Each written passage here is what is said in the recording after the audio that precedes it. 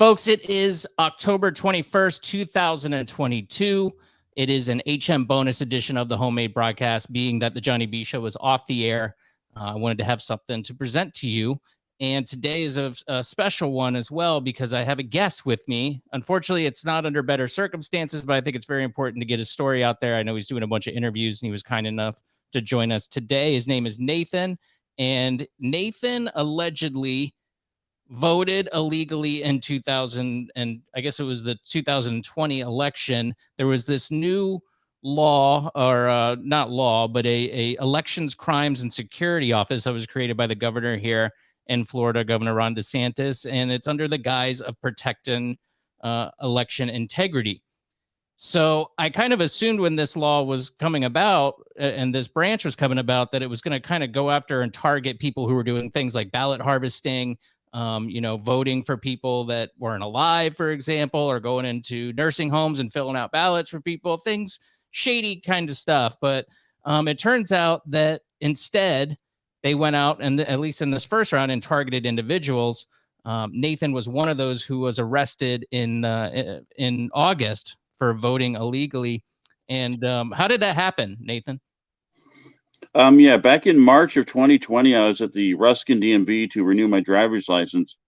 And there's this guy outside their front door that had a whole table set up with signs and everything, register to vote. And I was just going to ignore him because I had no plans on voting, because I hadn't voted in over 20 years. And he asked me if I was registered to vote. I said, no, I'm an ex-con. I'm pretty sure I can't vote. He goes, oh, well, there was this law passed back in 2018 that once you complete your sentences, you can vote. And he asked me if I was off probation. I said, yeah, I just finished a few months ago. Excuse me. And he said, well, register to vote, fill out this piece of paperwork. And worst case scenario, if they don't want you to vote, then they just simply won't send you a voter ID card. I'm like, all right, sweet. So I filled it out. And about a month later, I got a voter ID card in the mail. So I figured I was good to go. And since the state basically told me, like when they give you a driver's license, okay, you're free to do this activity that this ID is for. So I voted in the 2020 election for largely Republican. Interesting. Okay, because there was some speculation that perhaps he was going after people who were voting for an opposing political party, but that doesn't seem to be the case, at least here in your. I'd say about 2/3 of them are from the opposing party. Okay. So you said, okay, well, I don't. You claimed that you weren't able to vote. The guy said, no, don't worry about it. Now, this law, can you tell me anything about the 2018 law? I don't really know much about that. As it turns out, what it does is for all of the felons that have finished their sentences, except for those who have been convicted of some kind of killing offense or possibly some kind of sex offense, they're the only ones that don't get their voting rights restored in Florida automatically once their sentence ends. So for every other felony, once your sentence ends, you get your rights back as far as voting without even having to do anything. Okay. I had no clue about this because when the law came out, I was still on probation, so I didn't pay any attention to it.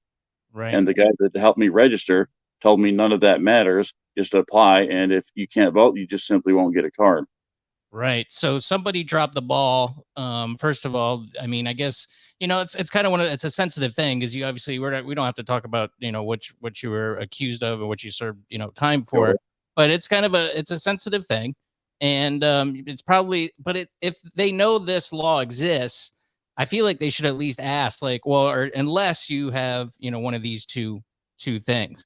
And they neglected to do that. It went through the process. I mean, I know that ignorance of the law is not an excuse, but also, man, it seems like you kind of did the right thing and said no. And then these people kind of led you astray and just kind of pushed you through.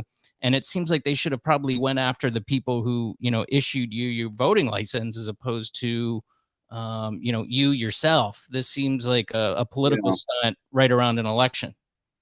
Yeah. The Hillsborough County supervisor and the other, supervisor of elections in other different counties, because like 5 or 6 counties that this happened to, they are all blaming Governor DeSantis and his administration, whereas Governor DeSantis is all blaming them for this having happened. Neither one wants to accept responsibility for issuing voter cards to people who shouldn't have had them.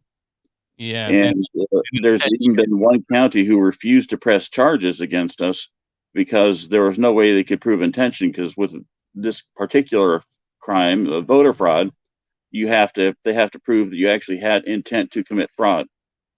And as far as I know, with all 20 of us, there was no intent to commit fraud. We were told by someone, either in person or by mail, that we could vote, and so we voted. Right. So what kind of penalty are you potentially facing for this mistake on really their end, but I guess technically on your end, you're definitely one facing the charges. Sure. I don't know exactly what the minimum is. It might be just a few months on probation or something like that, depending on how the judge is feeling, if that's the route they take. But the maximum is 5 years in prison. And with me having had a prior felony and a few, several probation violations for technical things, I could easily get sentenced to more than 5 years, potentially up to 10. Wow.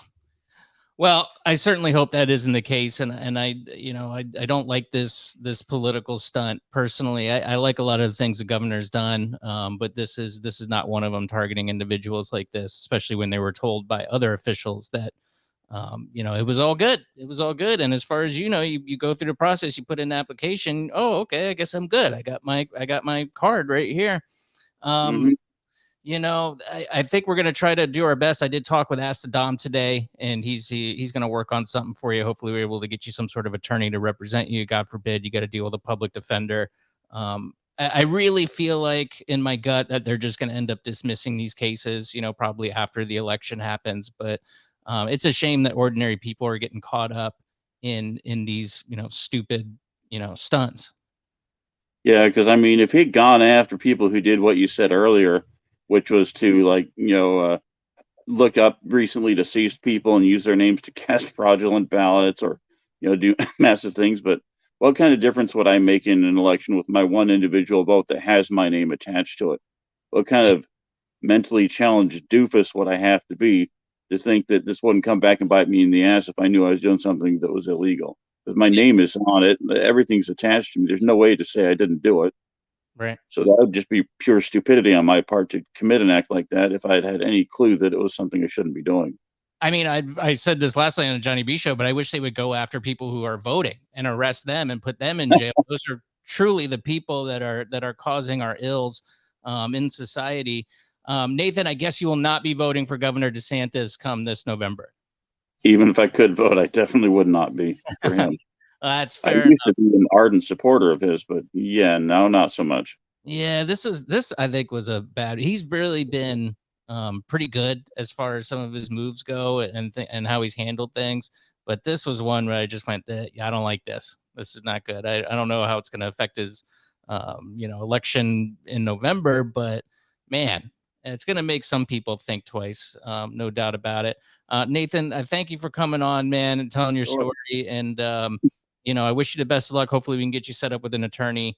I'll keep you posted on that. I did give you a phone number to call. So sure. Somebody's able to help you out, and good luck with everything. Alrighty, definitely appreciate it. And any questions in the future, just let me know. All right, buddy. Take care, man. Thank you. You got it. See you.